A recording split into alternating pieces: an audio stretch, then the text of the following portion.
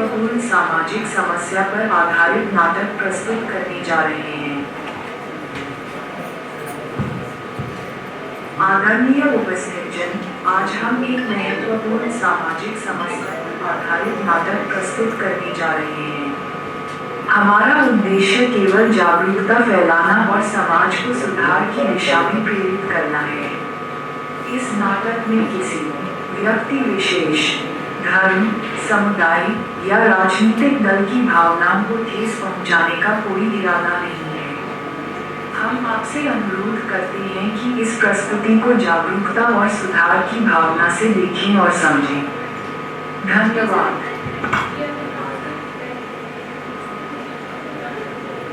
माननीय सदस्यगण, आज इस सभा का सत्र एक ऐसे मुद्दे पर चर्चा के लिए आरंभ किया जा रहा है जो हमारे समाज के जड़ों को झकझोर रहा है।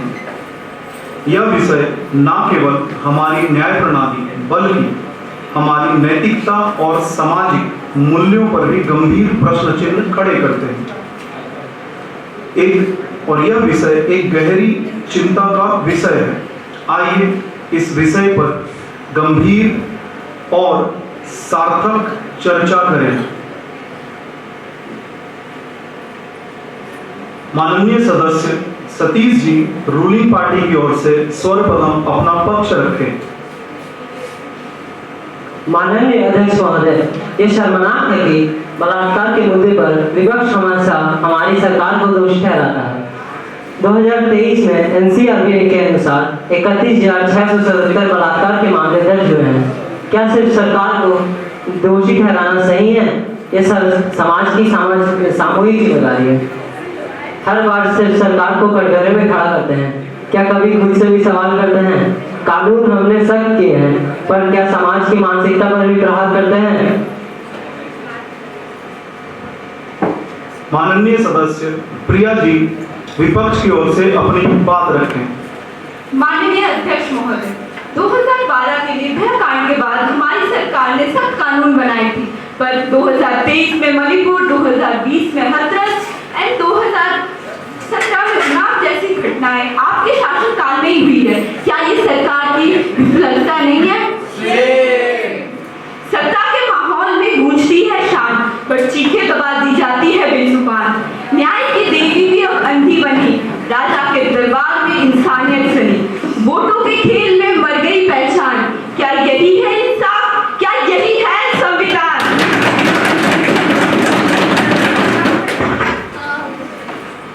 माननीय सदस्य श्रावणी जी अपनी बात रखें। हमने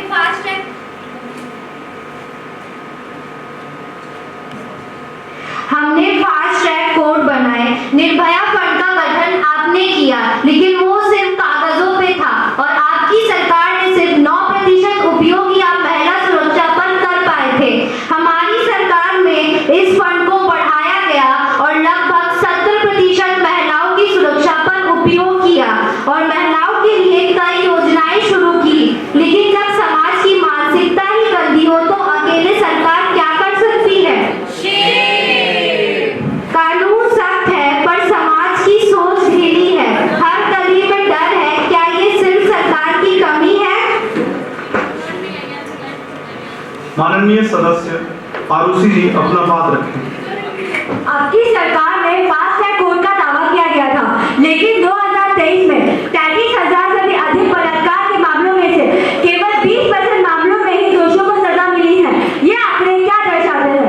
दावों में बहुत कुछ है, पर जमीन पर सच्चाई नहीं। कानून कड़े हो गए हैं, पर न्याय की परछाई नहीं। आंकड़ों की बात करें तो हमारी सरकार आपकी सरकार की तुलना में काफी कम बलात्कार की केस है। वैसे बलात्कार निंदनीय है, यह होना नहीं चाहिए, लेकिन अगर आप आंकड़ों की बात करते हैं तो आंकड़े पहले से घटे हैं, जो साफ दर्शाता है हमारी सरकार महिलाओं के ऊपर हो रहे अपराध पर कितना संवेदनशील है। नारी का सम्मान आंकड़े कहे पर सच न छिपे, हर दिल में अब न्याय जगे, नारी पर न हो कोई बात, हर गली बस हो अधिकार। माननीय सदस्य सुधांशु जी अपनी बात रखें। महिलाओं के खिलाफ अपराधों को रोकने के लिए हमने 112 महिला हेल्पलाइन, वन स्टॉप सेंटर जैसी योजनाएं शुरू की हैं। क्या विपक्ष सिर्फ आंकड़े गिनना जानता है या उन्हें समाधान में कोई दिलचस्पी भी है? सिर्फ आंकड़ों से खेलते हो, क्या कभी समाधान की सोची है? हमने तो कदम उठाए हैं, क्या तुम्हें महिलाओं की चिंता भी है? माननीय सदस्य रुद्रा जी विपक्ष की ओर से अपनी बात रखें। क्या आप जानते हैं 2023 में देश भर में हर दिन कम से कम 86 बलात्कार के मामले दर्ज किए गए हैं? क्या ये आपकी कानूनी व्यवस्था और विकास का सच नहीं दिखाता? अगर हर बार बेटियों के पक्ष में ही फैसले किए जाते हैं तो ये अंक हर साल वापस क्यों आता है? कागजों पर कानून है पर बेटियां डर के साए में हैं। कागजों पर कानून है पर बेटियां डर के साए में हैं। जब हर रोज सियासी चीख उठती है तो आखिर सरकार किस ख्वाब में है? माननीय सदस्य अनीस जी अपनी बात रखें। हमारे लिए सिर्फ आंकड़ों का खेल नहीं है। हमने निर्भया फंड को 8,000 करोड़ तक बढ़ाया और आज ये फंड लगभग 9,000 करोड़ तक हो चुका है। इसके अलावा जैसा कि हमारी माननीय सांसद ने कहा, इस फंड का लगभग 70% का उपयोग तक हो चुका है। इसके अलावा हमारी सरकार ने महिलाओं की सुरक्षा के लिए कई सारी योजनाएं चलाई। मिशन शक्ति, सुकन्या समृद्धि योजना, महिला सेवी योजना, सुरक्षित शहरी परियोजना, बेटी बचाओ बेटी पढ़ाओ, प्रधानमंत्री मातृ योजना, शक्ति सदन, हम एम्पावरमेंट ऑफ वुमेन जैसी योजनाएं चलाई, क्योंकि हमारा यह मानना है सक्षम नारी सुशक्त भारत। लेकिन क्या विपक्ष को केवल दोष देना ही आता है? समाधान की बात कब होगी? तुम्हारे सवाल तो बहुत है पर जवाब भी ढूंढो। हमने कोशिशें की हैं, तुम भी कुछ करने की सोचो।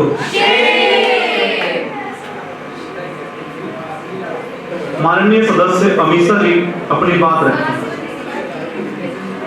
आपके सिटी प्रोजेक्ट की सच्चाई यह है कि इन शहरों में भी महिलाओं के खिलाफ अपराध बढ़ रहे हैं। केवल योजना बनाने से कुछ नहीं होगा, उन्हें सही से लागू करना भी जरूरी है।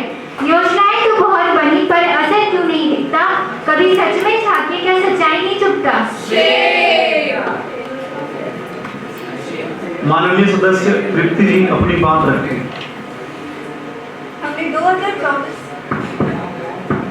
हमने 2024 तक महिलाओं की सुरक्षा के लिए 1000 से अधिक फास्ट ट्रैक कोर्ट बनाए हैं और 400 से अधिक पॉस्को कोर्ट बनाए हैं। आपके फास्ट ट्रैक कोर्ट की सच्चाई यह है कि आज बैठ जाएं। कोर्ट ही कौन सा है? अपनी हो रही है या केवल बैठ जाएं। पर समाज को भी अपनी जिम्मेदारी निभानी होगी। हर बार सरकार को दोष देना समाधान नहीं है। कानून हमने बनाए, फास्ट ट्रैक कोर्ट भी है, पर समाज के ठेकेदारों से पूछो, क्या उनका कोई कर्तव्य नहीं है? माननीय सदस्य उदय जी अब अपनी बारी में बोले। आपके फास्ट ट्रैक कोर्ट की सच्चाई यह है कि आज आपके फास्ट ट्रैक कोर्ट होने के बावजूद 90% मामलों में पीड़िताओं को न्याय नहीं मिल पा रहा है। क्या यह सरकार की असफलता नहीं है? कानून तो है पर मगर इंसाफ कहाँ है? पीड़िताओं के आंसुओं का जवाब कहाँ है?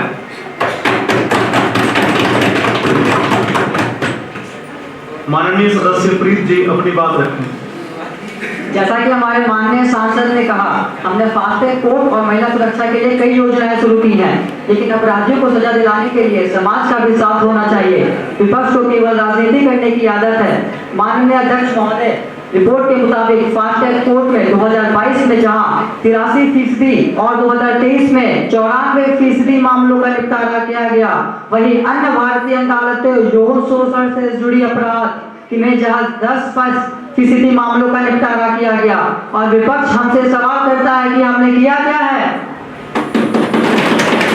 माननीय अध्यक्ष महोदय, मैं इस पर 4 लाइन बोलना चाहूंगा। हर बार हमसे सवाल करते हैं, क्या कभी जवाब भी सुना है? हमने तो कोशिश की है, क्या कभी खुद कुछ किया है? माननीय सदस्य अभिजीत जी अपनी बात रखें। आपकी योजनाएं और कानून बस कागजों तक सीमित है। 2022 से 23 में नेशनल जुडिशियल डाटा के अनुसार इस देश भर में 4 करोड़ 44 लाख केस बेवजह पेंडिंग है। इनमें से 8% ऐसे हैं जो महिलाओं ने दर्ज किए हैं और ऐसे केसों की संख्या 36,57,000 है। और अभी मैं जब बोल रहा हूं तो ऐसे कई केस हैं जो दर्ज किए जा चुके होंगे। और जब तक इस देश में आपकी सरकार रहेगी, महिलाएं असुरक्षित रहेंगी।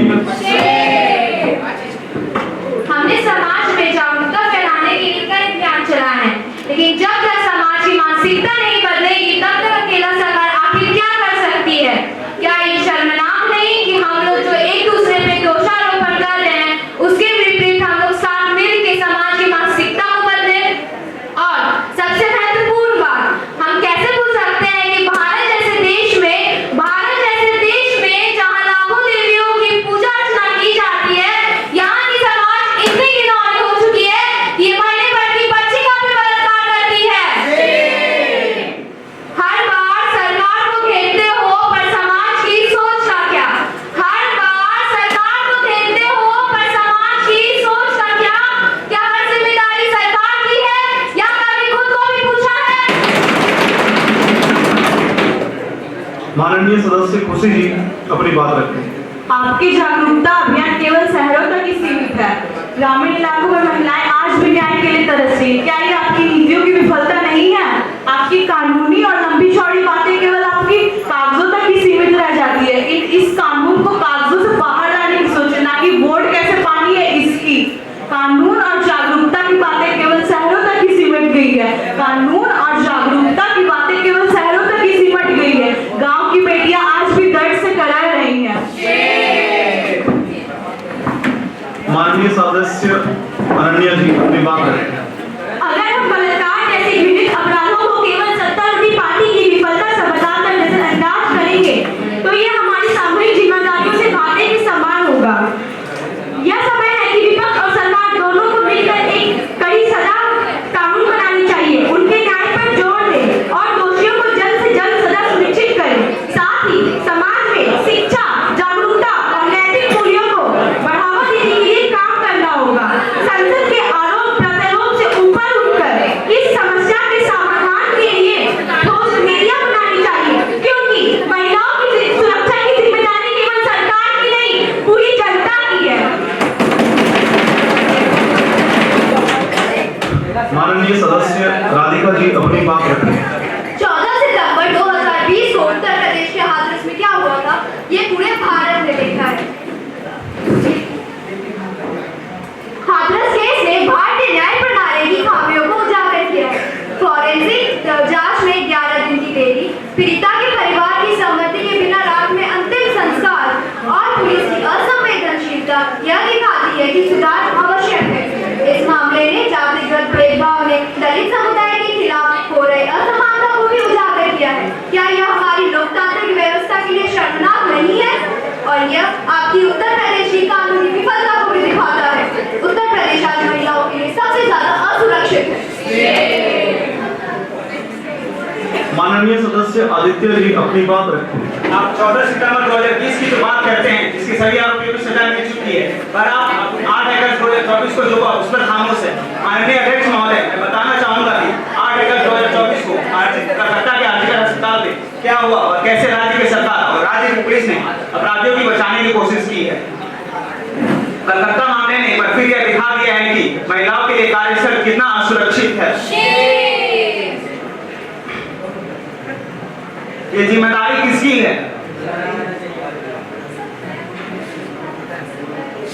आपकी सीबीआई क्या कर रही है? बेटी बात सुनिए। एक डॉक्टर जो दूसरों की जान बचाने के लिए दिन भर काम कर रही थी, वो अपनी खुद की सुरक्षा के लिए असहाय हो गई।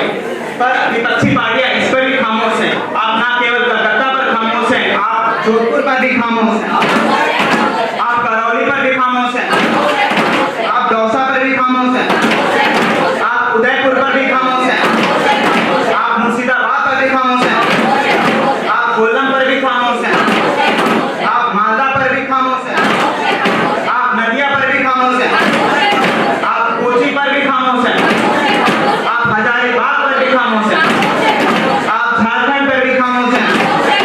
और आपकी ये खामोशी दिखाती है कि विपक्षी पार्टियां इस महिलाओं के लिए कितनी असंवेदनशील है।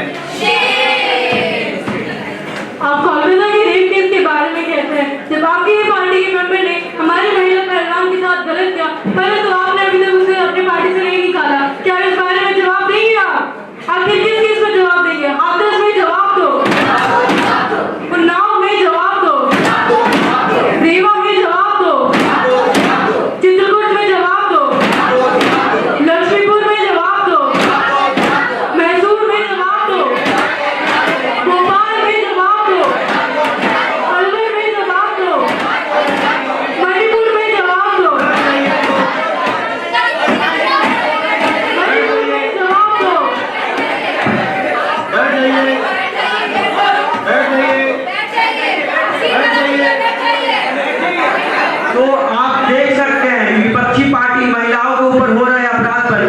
असंवेदनशील है।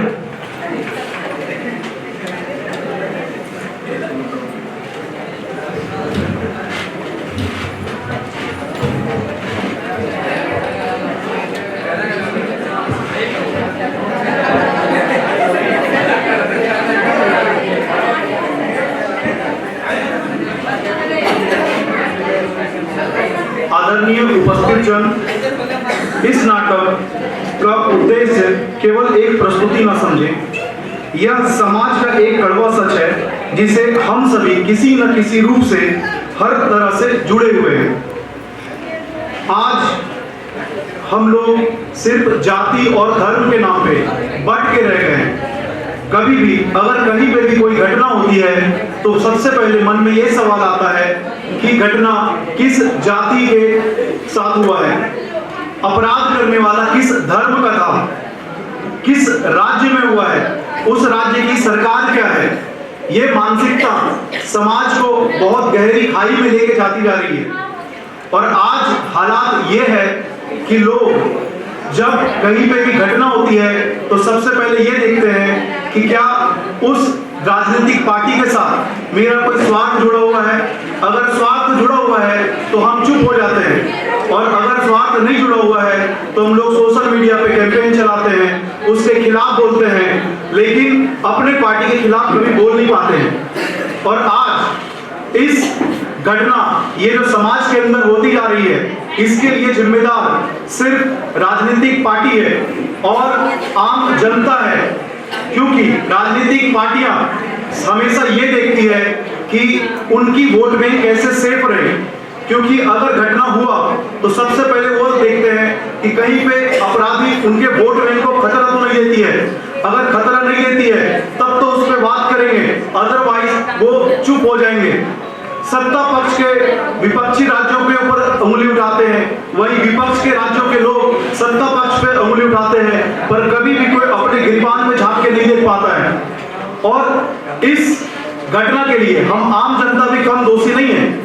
हम लोग सिर्फ इतना देखते हैं कि घटना हो रही है, होने दो, कोई बात नहीं है, उससे मेरा कोई स्वार्थ जुड़ा है या नहीं जुड़ा है, ये देखने में हम लोग लगे होते हैं। जैसे अगर घटना किसी लड़की का डॉक्टर लड़की के साथ हुआ तो आज सारे डॉक्टर खड़ा हो गए, यदि वकील के साथ होता है तो वकील खड़े हो जाते हैं, अगर कोई चार्टर्ड अकाउंटेंट के साथ होता है तो चार्टर्ड अकाउंटेंट खड़े हो जाते हैं, पर आम जनता के साथ होने के बाद कोई खड़ा नहीं होता, क्योंकि इसमें किसी का स्वार्थ जुड़ा हुआ नहीं है। तो इतना स्वार्थी मत बनिए। इस नाटक को सिर्फ एक नाटक ना समझें, इसे आप अपने रोजमर्रा की जिंदगी में सोचें कि क्या आपके आसपास जो घटनाएं हो रही हैं उस पे अगर आप चुप हैं तो क्या ये आप सही कर रहे हैं। अगर आज आप चुप रहेंगे तो फिर कल आपके घर में होगा और फिर बगल के लोग चुप होंगे। और सबसे परेशानी की बात यह है कि आज अगर किसी लड़की के साथ रेप होता है तो आज तो बहुत सारे लोग उसके साथ खड़े हो जाते हैं, लेकिन वही लोग कुछ दिन के बाद उसी मोहल्ला में रह के बोलेंगे इसकी बेटी के साथ तो रेप हुआ है, ये यहाँ पे रहने के लायक नहीं है। और ये हालात आज समाज को बहुत नीचे लेके जा रही है।